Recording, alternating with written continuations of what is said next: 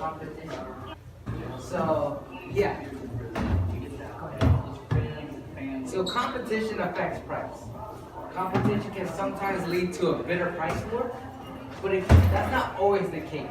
So for example, Walmart will use price wars, and I'll get into what are price wars later on, by decreasing their price constantly in order to compete. On the other hand, we have companies like Apple and Samsung, they're increasing their price with every phone iteration.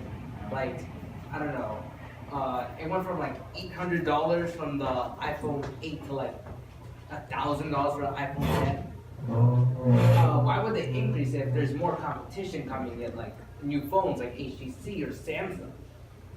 So, one thing you need to know about competition is that it decreases demand.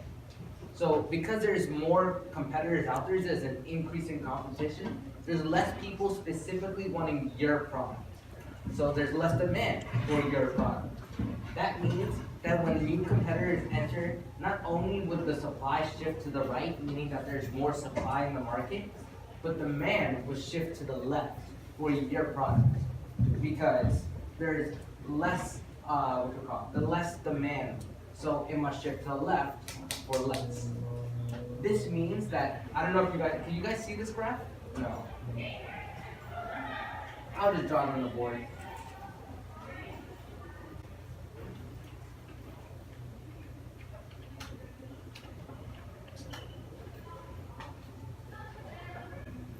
So this would be my equilibrium before any shift happens, but with new competition, there's less demand, I shift to the left, and you'll see D2 with my S. Thanks for the warning, Devon. No problem. Maybe I should turn on the light so we can see what you're doing. Oh, you seriously can? I thought you could see that.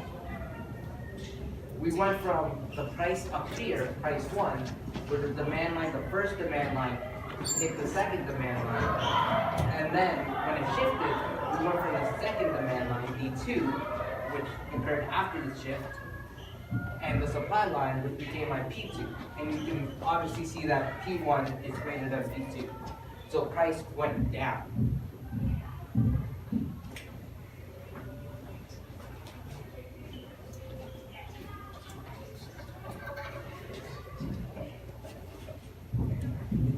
Another thing that happens with competition is that there's more advertising costs. Now, this isn't always the case.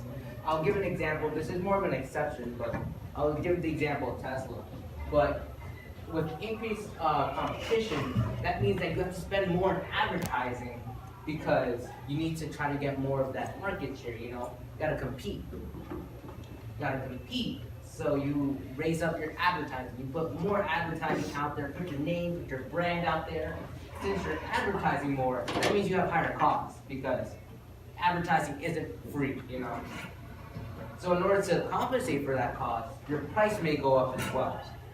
Now, two things. You can either, one, stick at the same price and just like suck up the cost. So let's say if you're,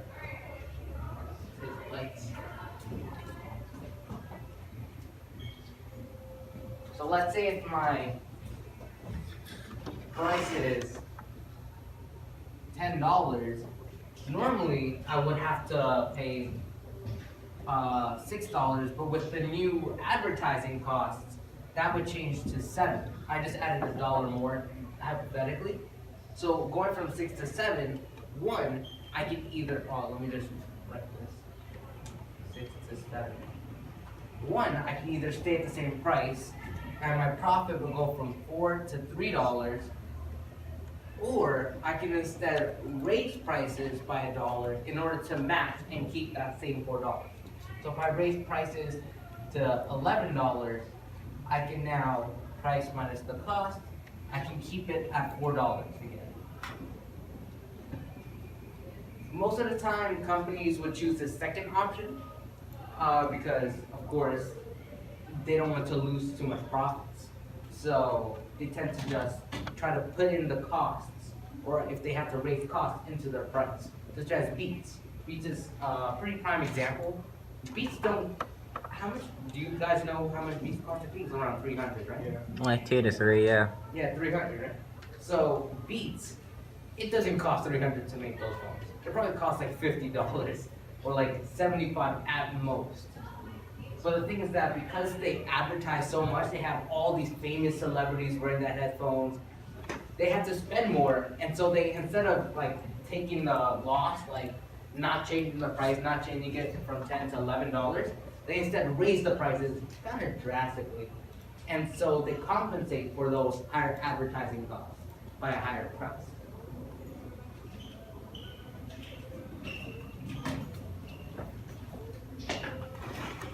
So another thing which I had mentioned previously in the introduction is that competitions can lead to price wars.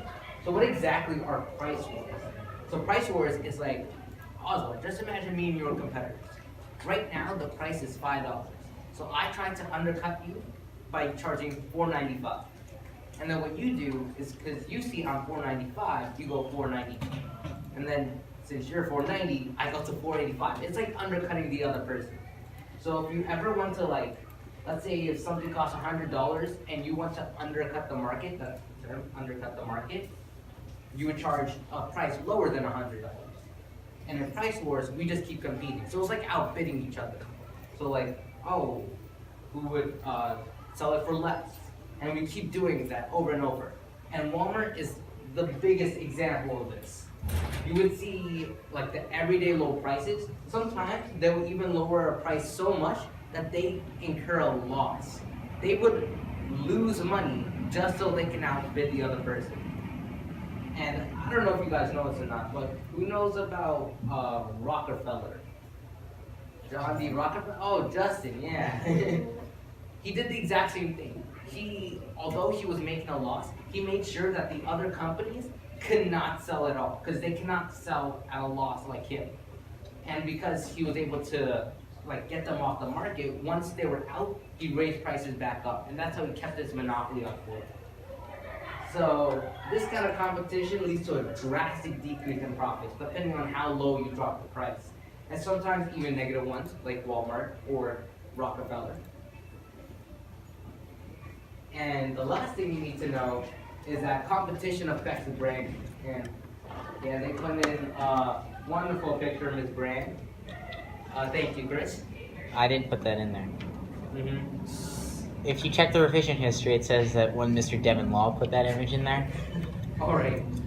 So with new competition, you can either try to undercut them or show yourself, and I had mentioned this many lessons ago, or you can change the way you're branded. So instead of like trying to compete for, let me just eraser for a second. Jennifer, can you hit the lights? Erase this stuff.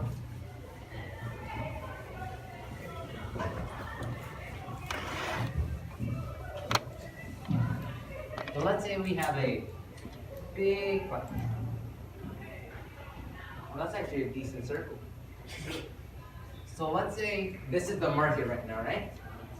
And so what happened is that you have new competition. So let's say you were once a monopoly. You control this entire circle. But now there's a new competitor. Or let's say there's many competitors. Let's say you only own a fourth of it. You own this part. This is huge. But now there's a new competitor and he's cutting into this market. One, you can either try to outbid them, in which case you would probably be taking over more of the market, probably like an extra here or an extra pie here. Or what you can do is that in order to stop like outbidding them or trying to lower the price and try to compete with them, you can instead brand yourself so it targets a specific people. So let's say instead of you owning this entire thing all to yourself, instead you own like 3/4 of this pie. So this part you lose.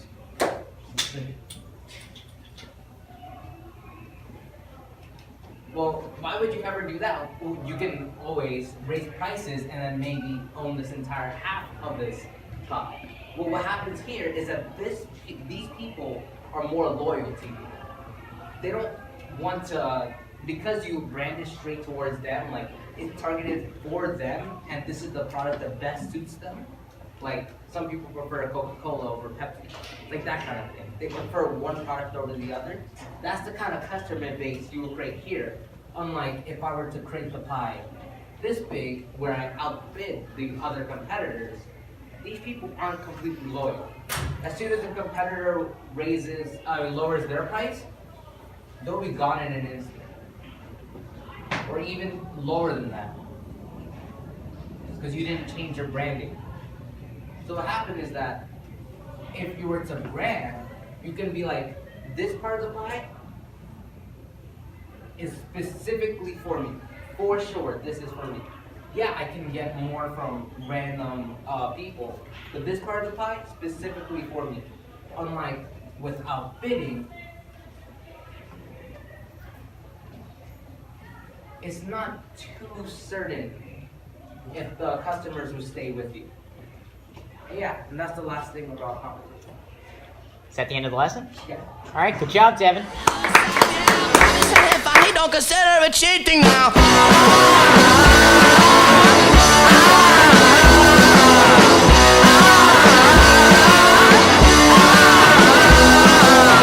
Can't think of anything to do, yeah, my left brain knows that her love is fleeting. She just looking for something new, and I said it once before, but it bears repeating now.